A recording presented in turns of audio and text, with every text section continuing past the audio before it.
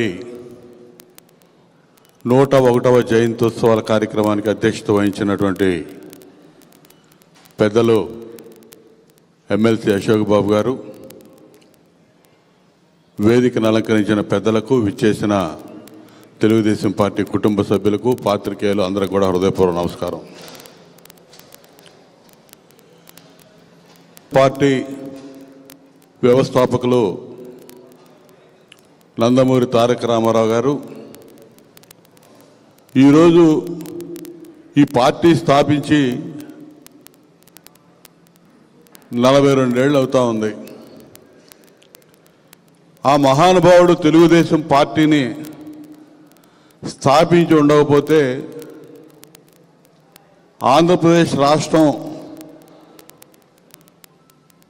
చరిత్రలో ఏ విధంగా ఉండుండేది, తెలుగువాడి చరిత్ర ఏ విధంగా అప్పటి వరకు ఏ విధంగా మరుగున పడి ఉందో అదే విధానంలో ఈ 42 ఏళ్ళు కూడా ఏ విధంగా వెనకబడిపోయి ఉండేదో ఒకసారి ఆలోచన చేసుకుంటే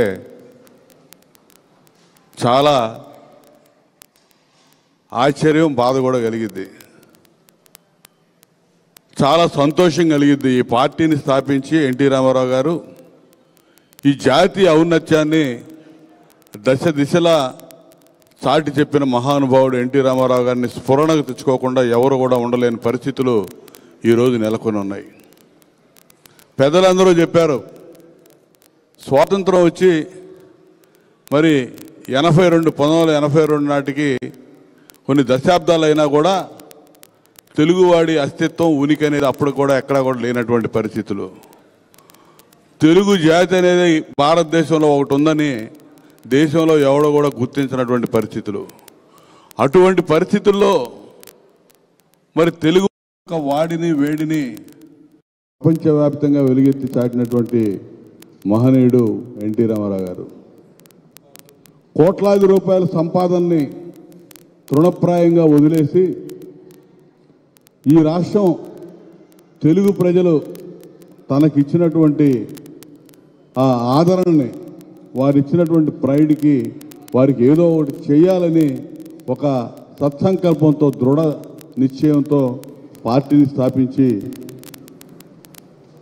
సేవ చేసినటువంటి వ్యక్తి ఎన్టీ రామారావు గారు. సేవ చేయటం కోసమే పార్టీ పెట్టాడు. రాజకీయాల్లో పదవులు కావాలనో సంపాదన కావాలనో ఆయన పార్టీ పెట్టలా. కేవలం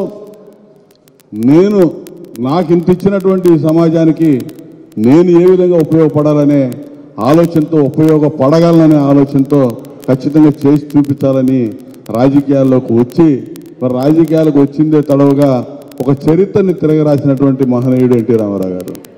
పార్టీ స్థాపించిన 9 నెలల్లో అధికారంలోకి రావడం గొప్ప కాదు. అధికారం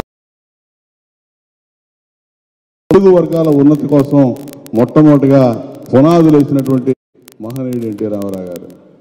పేదవాడికి తినడానికి తిండి, ఉండటానికి గూడు, కట్టుకోవడానికి గుడ్డ అని చాలా తేలిగ్గా చెప్తాం. ఈరోజు కూడా ఆయన పెట్టిన పథకాలే భారతదేశం అంతా అమలవుతూ ఉన్నాయి. ఇలా పక్కా గృహ నిర్మాణం ఆ రోజు కూడా అమలయ్యేది. కాంగ్రెస్ పార్టీ అమలు చేస్తూ ఉండేది. 10 భూములను 5 తాటాకులు ఇచ్చేది. అటువంటి చోట పక్కా గృహాల నిర్మాణానికి శ్రీకారం చుట్టాడు. పేదవాడికి కట్టుకోవడానికి, ఒంటి నిండా ఉండడానికి బట్ట కావాలని చెప్పి జనతా వస్త్రాలు తీసుకొచ్చారు. కడుపులో తిండి, 3 పూట్ల తినడానికి తిండి ఉండాలని 2 రూపాయల కిలో బియ్యం పథకాన్ని ప్రవేశపెట్టినటువంటి మహనీయుడు. ఆ తర్వాతే భారతదేశంలో ఈ పథకాలన్నీ కూడా అమల్లోకి వచ్చినాయి. అంతేకాదు భారతదేశంలో కాంగ్రెస్ ఇతర ప్రతిపక్షాల మొత్తాన్ని కూడా ఏకతాటి మీద తీసుకొచ్చి ఆ రోజు కమ్యూనిస్టుల్ని, బీజేపీని అందరినీ కూడా ఏకం చేసి ఒక వేదిక మీద చూపించినటువంటి మొట్టమొదటి వ్యక్తి ఎన్టీ రామారావు గారు అని చెప్పి నేను తెలియజేస్తా ఉన్నా. ఎవరికి ఆ రికార్డు రాలా.